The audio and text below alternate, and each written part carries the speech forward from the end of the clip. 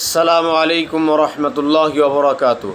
আলহামদুলিল্লাহ, আশা করি আপনারা সকলেই ভালো আছেন। দিনী আলোচনায় আপনাদের সবাইকে স্বাগতম। আমাদের এই দিনী আলোচনার আজকের বিষয়বস্তু হবে রমজানের রোজা। এই রমজানের রোজা সম্পর্কে আমরা জানতে গিয়ে জেনেছিলাম যে রমজানের 11 নম্বর স্পেশাল আমল হচ্ছে দান সদকা এই রমজান মাসে বেশি বেশি করা। তো এই দান সদকার বিষয়ে জানতে গিয়ে আমরা জেনেছিলাম যে যাদের উপরে জাকাত ফরজ হবে তাদেরকে জাকাত আদায় করতে হবে। কেন আল্লাহ পাক রব্বুল আলামিন বলেন, ওয়া আকিমুস সালাতা ওয়া আতুজ যাকাতা ওয়ারকাউ মা'আর রাকিঈন, তোমরা নামাজ কায়েম করো, সালাত কায়েম করো এবং জাকাত আদায় করো এবং রুকুকারীদের সাথে রুকু করো। তো এই জাকাত কাদের উপরে ফরজ হবে সেই বিষয়ে আমরা জানব।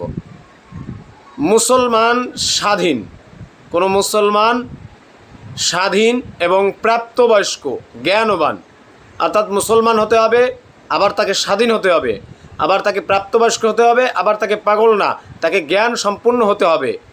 এরকম যদি কোনো ব্যক্তির কাছে 7.5 তোলা স্বর্ণ অথবা 52.5 তোলা রূপা অথবা 7.5 তোলা স্বর্ণ বা 52.5 তোলা রূপা পরিমাণ অন্য কোনো সম্পদ অথবা এর সমপরিমাণ টাকা পয়সা যদি কারো কাছে থাকে এবং সেই টাকার উপরে যদি 1 বছর অতিবাহিত হয়, তাহলেই কেবলমাত্র তার উপরে জাকাত আদায় করা ফরজ হয়ে যায়।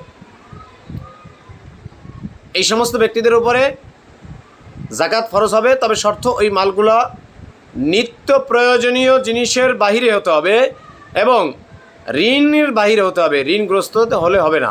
ঋণের বাহিরে যদি থাকে এবং সেগুলোর উপরে যদি 1 বছর অতিবাহিত হয়, তাহলে সেই ক্ষেত্রে তার উপরে জাকাত আদায় করা ফরজ, তাকে জাকাত আদায় করতে হবে।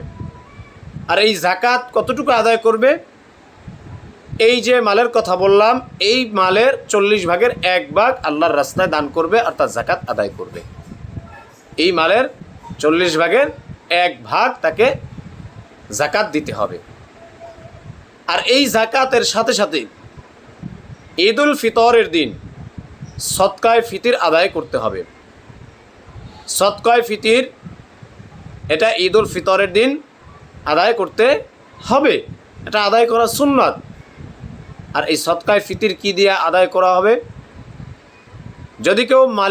যদি কোনো ব্যক্তি এই পরিমাণ মালের মালিক হয়, অর্থাৎ নিসাব পরিমাণ মালের মালিক হয়, তাহলে সে যদি গম বা তার আটা বা তার জব বা তার ছাতু এর দ্বারা যদি সে আপনার এই সদকাতুল ফিতির আদায় করতে চায়, ফিতরা আদায় করতে চায়, তাহলে সেক্ষেত্রে তাকে অর্ধ ছ, এগুলোর ক্ষেত্রে তাকে অর্ধ ছ অর্থাৎ 1 সের আপনার 1300 টাকা এর এই পরিমাণ তাকে দান করতে হবে।